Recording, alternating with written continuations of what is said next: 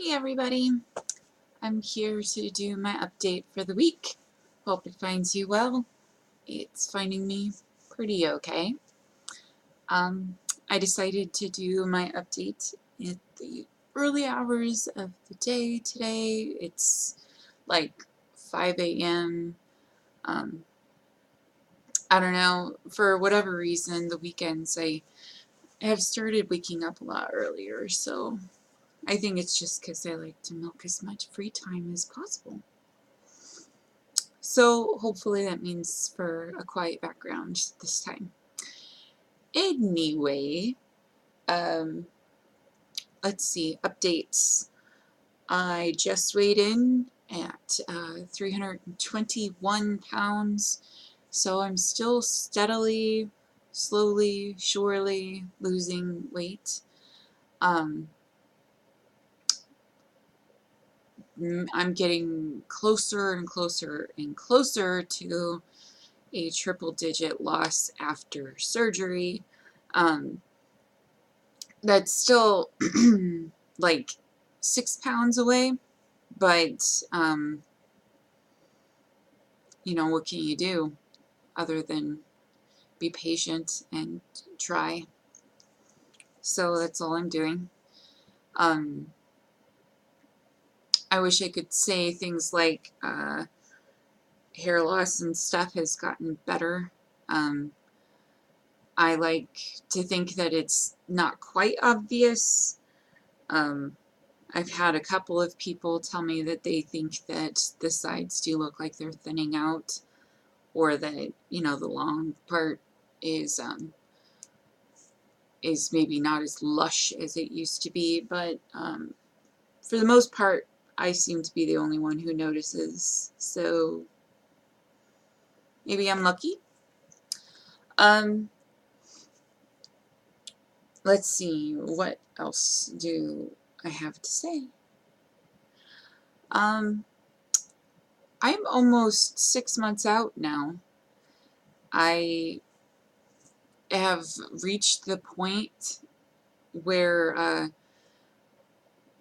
like, come Monday, for example, I'm having a physical done. Um, I decided to do that several weeks ago. I scheduled it for the end of this month so that it would kind of coincide with, and like, we'd get the results back before I saw my bariatric surgeon again. Because after talking to them, I learned something, and this is something I can share with other surgery patients just in case. I remember before, when I was getting ready for surgery, I had talked to them about being concerned about a condition that I developed when I was in college, and my eating disorder issues were pretty high. And basically, to summarize it very quickly, I had clinical starvation. Essentially, what it meant was that I was not producing thyroid hormones in the way that I should if I wasn't eating. So my metabolic rate would crash if I didn't eat. If my intake was real low, or I hadn't eaten for a real long time, it was really low. It was like I had hypothyroidism.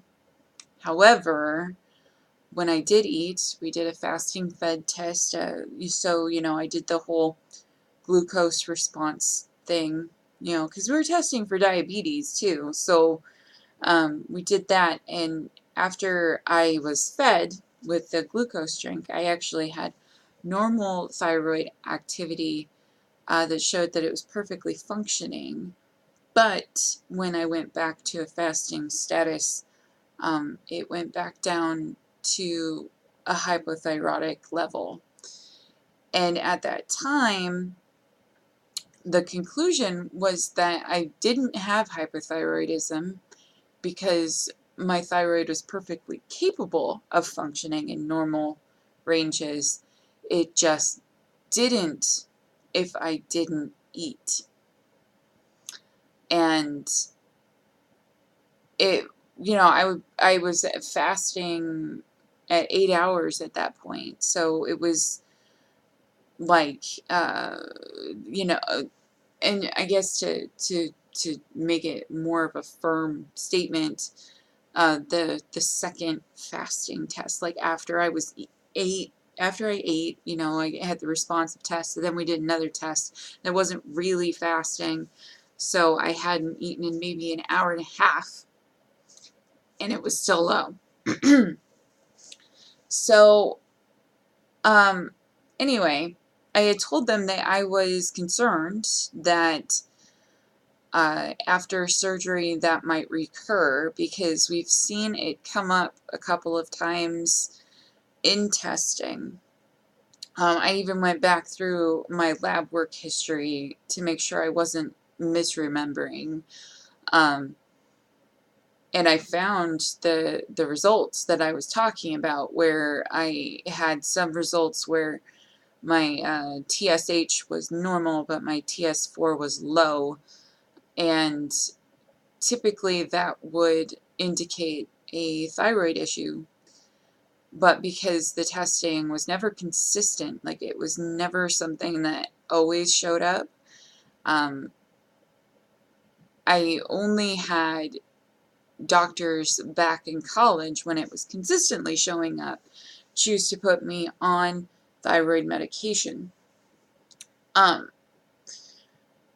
one of the reasons why we did that test in the beginning was because I was not losing weight on a normal rate for I was doing a exercise and weight loss program at the time, and I actually had gained some weight, and then I lost only about half as much weight as what was anticipated, which is basically what I'm doing now. And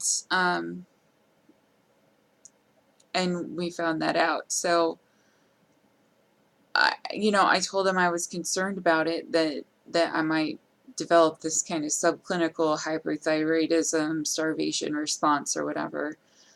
And then when they started giving me crap about not losing on an average rate, I started wondering about it.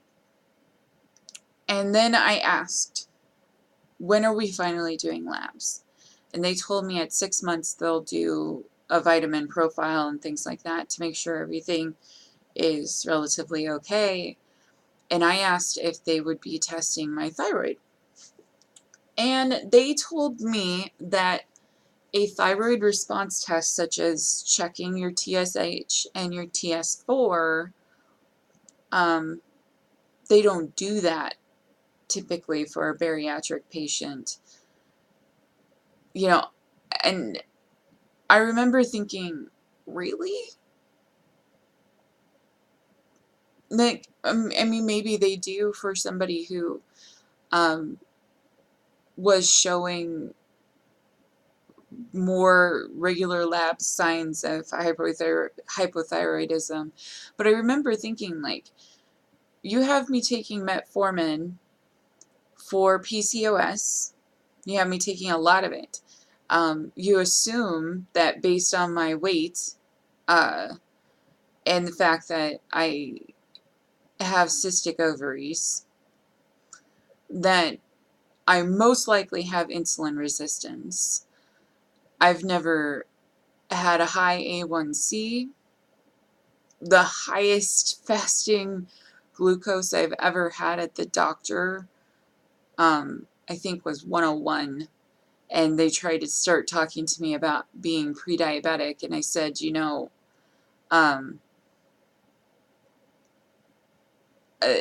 like, I wasn't even sure that I had 100% fasted. I was like, you didn't ask me to fast. I haven't eaten, but I had a beverage, and you didn't ask me that. You just kind of assumed. So 101's not bad if you've had, like, a soda, but whatever. But, you know, my A1C is like, I think the last time they checked it was like 5. And recently I've been checking my blood sugar and it's staying around like 75. So I'm like, okay, I guess we could say, you know, that this is, you know, based on the application of metformin, but I never had indicators before. But to assume like that, you know, slow weight loss and stuff is just, you know, insulin resistance, it kind of felt weird about it. Anyway, so when they told me that they weren't going to do thyroid testing, um, then they were kind of like, any kind of comorbidities that you think might possibly be going on need to be handled by your physician and not by us. And I remember thinking like, well, I thought of this as more something directly related to the surgery because I didn't have the condition before. But if I have it now, like, that's kind of important to know. But anyway, I turned around and I said, okay, well, I'll have a physical then, because then I'll have 2 sets of blood work done. I mean, relatively in the same window of time, but I'll have a full vitamin deficiency profile done. But I'll also have a full, like, system functioning profile done. And um, and I learned a lot, because I learned that the only thyroid test that's typically done for a bariatric patient is one that is associated with calcium levels. And it really has no indication one way or the other as to whether your metabolic rate is normal. So anyway, Monday morning I'm doing that. So I think it'll be a good source of information. Like I told my therapist, I said, you know, even if it comes back and everything's normal, at least with that gives me information to work with. Like, I don't have to sit here wondering if I have an untreated medical condition that's going on. But if it does reveal that I have something going on, then I don't have to take 100% of, you know, the blame for failure, which I know is kind of a cop-out, but when you've done something like this and you've had surgery and you've gone through the healing and you wake up every day with the realization that your life has changed forever and it's not going on average rate, whatever. Sometimes you feel really convicted, like, just like, I I do have days where I feel like a major failure, which is, it's so weird for me to think like that, because from like you know, from their perspective, from their expectations, I'm a failure. But then when I look at it from the perspective of who I am, where I've been, and where I'm going, like, I'm astounded about what I'm doing right now and how, like, where I'm sitting. I mean, most of my judgment as to what's going on right now is based on my clothing, but I mean, let's be real here. Like, people who are in my age range, you remember these kinds of sweaters where like every fucking skater kid had flames on their sleeves? Yeah. So it's not like I just went out and bought this. This is one of my high school sweatshirts. It's kind of big. I've been wearing a lot of high school clothes recently. Um, I I keep, you know, I'm buying new clothes and buying, like, I'm having to redress myself and, like, having to recognize and force myself to recognize at times, like, I have cut 3 to 4 X's off of my size at this point. Like, I was wearing a 5X, and now I can put on a 1X. Why is that associated with failure? I don't know. I don't, like, I mean, I get it. I get that we have expectations, but the change is so profound to me. Like, I don't want to associate it with failure. I don't want to have to remind myself, but you're not as far as you should be. I didn't want to fix my issue. I didn't want to lose all of my weight and just go from beginning to end in 6 months and have it be easy and quick. And I mean, a lot of people, I guess, would, but I would rather it be a process and be something I can appreciate. I don't know. Anyway, so this week we should get some information. Hopefully it'll help. At the very least, it's going to reassure me that everything's normal and that I'm just slow. But I gotta admit, like, there's part of me that's really hoping that it does reveal that my worries were not just the insane, you know, hypochondriac part of me. Like, that it was about me knowing my body, me understanding how it responds to certain stimuli, and wanting to manage that before it got bad. Anyway, I'm going to close this video, but before I do, I am going to set myself up, I guess. If you've watched this video all the way through, I'm letting you know that the I know these videos are just my face and they're kind of boring. There's no fancy shit going on. There's no music. There's no, you know, I'm not editing anything. And one of the other downsides is that I'm not really showing any, you know, full bodiness. So it's really hard for you to be able to see any changes that are happening with my body or even comparatively in my face. So if you are interested in seeing things like that, or hearing updates, or getting, you know, this information in between videos, I would really appreciate it if you followed my Facebook page. It's under the same name, the Chubbleicious page. I've been sharing pictures and updates, and that's a lot of where my story is right now. So if you're not following me already, please do. Share with your friends. I promise there's far more interesting things going on than just me rambling about my week. So anyway, I hope you all have a good week yourself. Take care of yourselves. Drink plenty of water.